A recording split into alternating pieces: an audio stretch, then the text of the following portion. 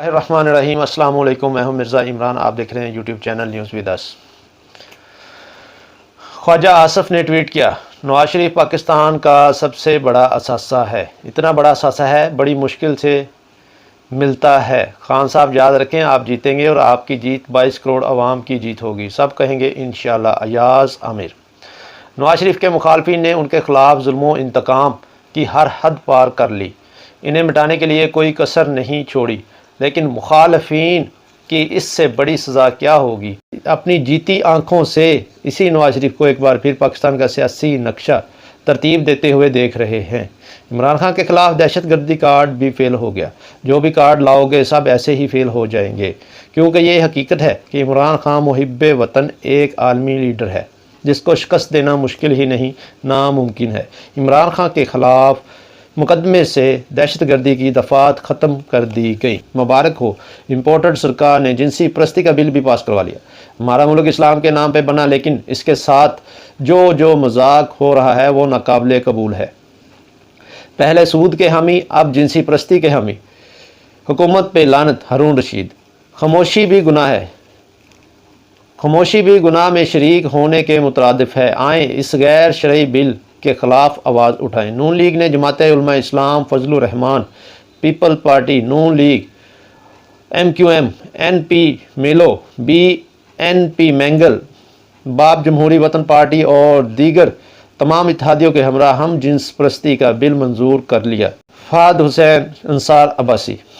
سلیم صافی، فریدہ فروقی، طلعت حسین اور دیگر صحافیوں کو مبارک ہو۔ قاسم خان سوری کا ٹویٹ۔ مرد سے مرد، عورت سے عورت شادی کر سکتی، بل اسمبلی میں پاس۔ مرد سے عورت سے شادی کر سکتا ہے، بل اسمبلی میں پاس۔ اب تو شک نہیں کہ موجودہ اسمبلی باہر کی مسلط کردہ ہے۔ انا للہ و انا الیہ راجعون۔ کیا کوئی سپریم کورٹ اس موٹو بل کے خلاف ایکشن لے گی؟ اگست 2018 سے 31 دسمبر 2021 تک 329 تحائف ملے، جبکہ عمران خان نے 14 تحائف رکھے اور ان کے پیسے خزانے میں جمع کروائے۔ باقی 315 تحائف کس نے لیے؟ کیا کابینہ سیکرٹری بتائیں گے؟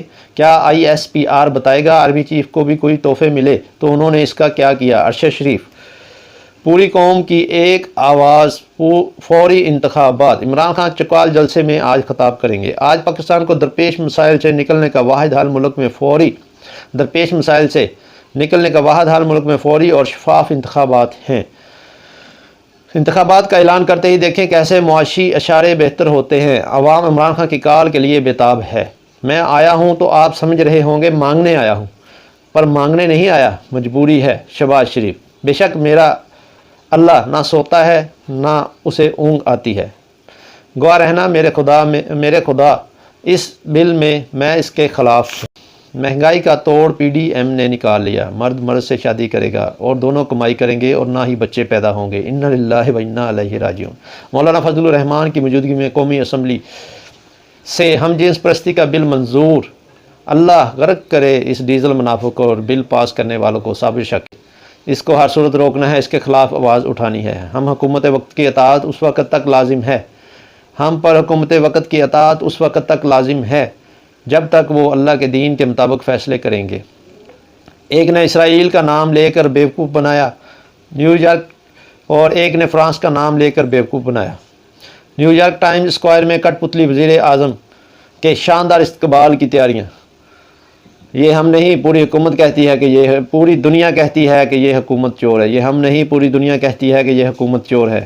سلطان صلاح الدین ایوبی کہتے ہیں، اگر کسی قوم کو بغیر جنگ کے شکست دینی ہو تو اس کی حکومت میں فحاشی پھیلا دو۔ عمران خان کو کس نے مشورہ نہیں دیا کہ جس طرح نواز شریف، مریم نواز اور نون لیگ نے براہ راست جنرل فیض کا نام لے کر ان کو سوچی سمجھی سازش کے تحت متنازع بنایا، آپ بھی اس لیفٹیننٹ جنرل کا نام لے دیں جس کو مریم نواز شریف ہر صورت آرمی چیف لگانا چاہتے ہیں۔